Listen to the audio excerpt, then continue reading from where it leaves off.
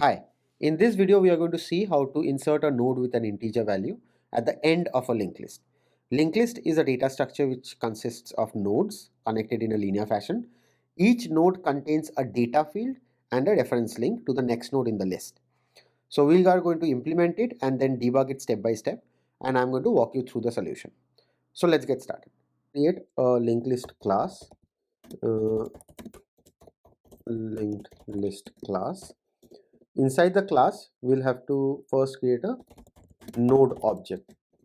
A node is nothing but, we are going to define a node class. A node is nothing but a data structure which will contain a data. In this case, we are considering a integer linked list. So we'll have a integer data and we'll have a reference to the next node. Let's define the constructor.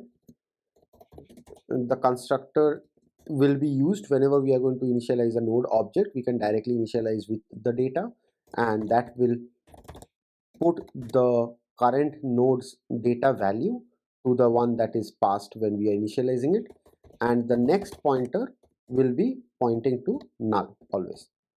Okay, so these are node class, and this linked list class, any linked list will always have a head node. So we'll define a head node. Head node is nothing but the first node in that linked list, which can be null if the linked list is null, or it will point to it will be the first node in that linked list. Let's create the function where we are going to insert at the end of the linked list. So we'll define the function insert at end, and we are going to take a value, integer value, as a input to this function. Now if you have to insert at the end, remember at any point of time whenever you have the linked list object, you always have the head node. So if you want to add the new node at the end of the linked list, you have to first traverse back. You just cannot insert it at the end because you cannot hop to any node in a linked list. Since it's a linear fashion and it's all the nodes are connected, you have to traverse till the end, that is the last node in the current linked list, and from there you have to point that node's next reference to the new node that you are creating, and the new node will then point to null. So because of that, we'll have to first we'll take refer head to a new variable, say n, and now we are going to create the new node which will be inserted at the end. So let's create that. Like I mentioned before, we'll be using the node object, the node constructor. So we are just initializing a node object with the data value. This basically means that we are going to get a node object with the data value being this data that is passed in this function, and the next will point to null by default. Now when we have to insert this node at the end, that basically means that we have to attach that node at the to the last node of the current linked list. So to go to the last node of the current linked list, remember at any point of time we always have the head, right? So to go to the last node of the linked list, we have to traverse till the last node. So to traverse till the last node, what we'll do is we have taken n as the temporary variable pointing to head. So we'll just check that variable's next is not null. Why are we doing this? We are doing this because remember, when in the last node, the next is pointing to null for the last node in a linked list, right? So if we'll go to that node where the last node is not pointing to null, right?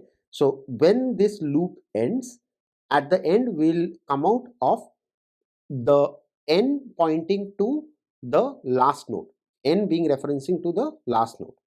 So consider that if n is reference to the last node, then after that we just have to point the next reference to the new node.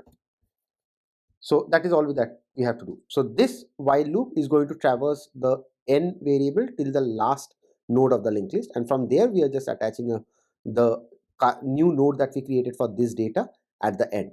Now how will we move the n variable, that is the node, to the last node?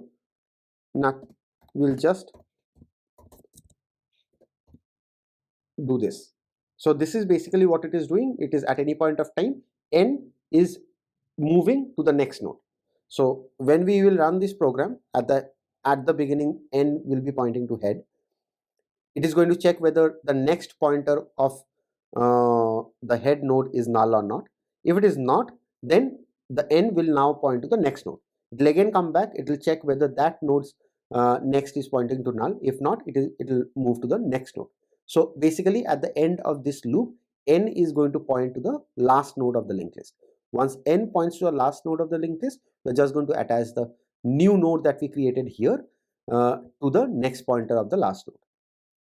So that's basically it, and this will create and insert the new node with the integer value that we have provided at the end of the linked list. Let's now write a driver function. We are going to write the driver function in the main method. So let's define the main method. Inside that, let's first create the linked list object equal to new linked list. When we create the linked list object, this will first contain a head node which is null. So let's create a head node.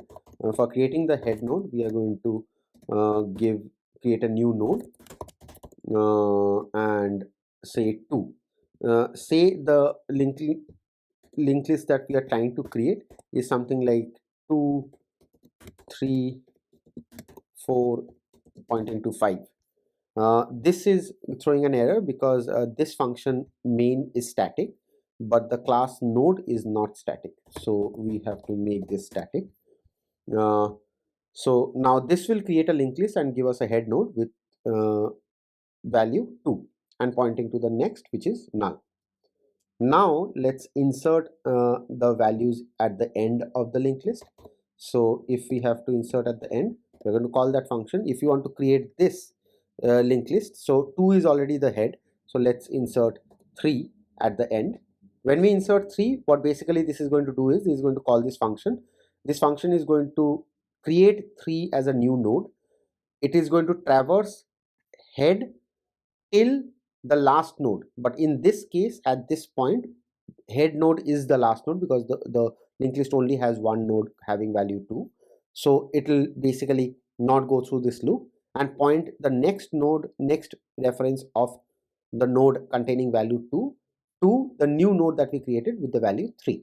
So 3 is going to get attached at the end, and then 3 is going to point to null. Similarly, let's also add 4. When we are inserting 4 at the end of the linked list, this is again going to call this function. It is going to traverse. It is going to create a new object, new node object with value 4.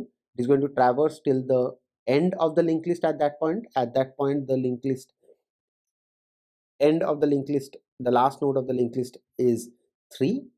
So it is going to traverse till the node 3 and then attach the new node 4 to the next of the last node, which is 3, and then 4's next node is going to point to null. Similarly, let's also add 5 at the end. So now we are going to get a linked list something like this. I already have a function to print all the values of the linked list. So let's print the linked list. And we are going to pass the head node of the linked list that we just created.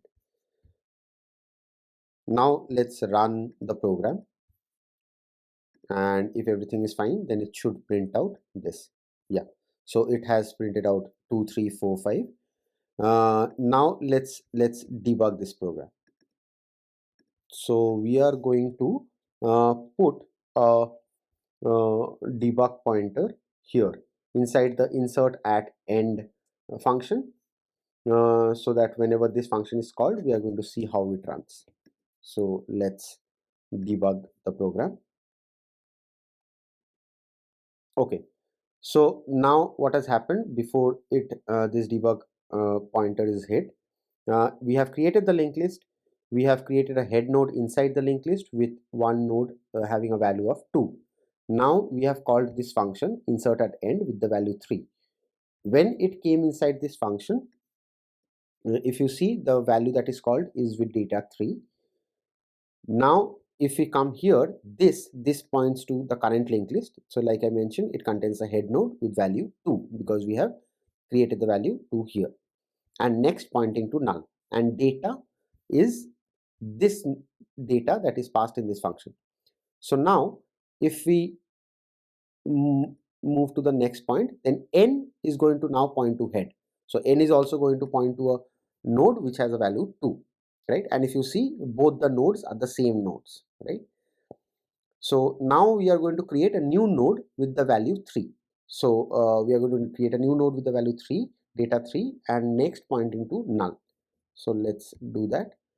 So yes, we have a new node object with value as 3 and next pointing to null. Now let's run the while loop. In the while loop, what it will happen is, it is basically going to check whether it is going to traverse to the linked list till the last node of the linked list. Since 2 at this point of time is the only node in the linked list, it is not going to traverse, it is going to come out. So let's see, it is going to come out. So it didn't go inside the loop, it came out, and then we are going to attach the new node that we created 3 at the end of the linked list. So we are going to point head nodes next as the new node 3. So if you notice here, the head node is currently pointing to 2 with the next has changed, and it is now pointing to a value 3, to a new node that we created here. So if you see, it's the same node, 729, 729, right? So now let's insert 4 at the end. So let's do the same thing. It is going to, at this point of time, the linked list has 2 nodes, 2 and 3. So if you see here, the linked list currently has 2 nodes, 2 which is pointing to 3 which is pointing to null. Now we are inserting another node with the value 4.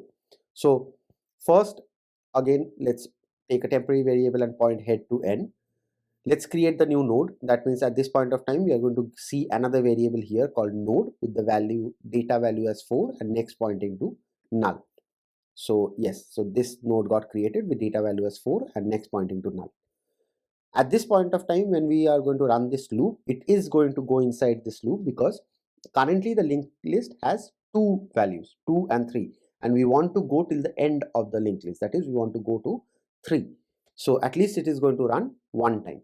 So yes, it went inside, came back, and it will not go inside. So it is now pointing to, n is now pointing to the node which is at 3. And if you see here, n is pointing to 3, right? And now we are going to attach the new node 4 as the next of the current node which is 3.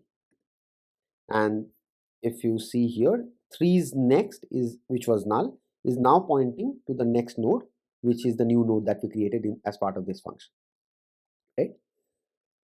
Now let's carry on, and we are also going to insert 5.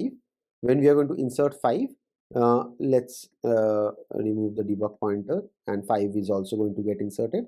And at this point of time, if you see, the linked list has a head node, right? The linked list has a head node with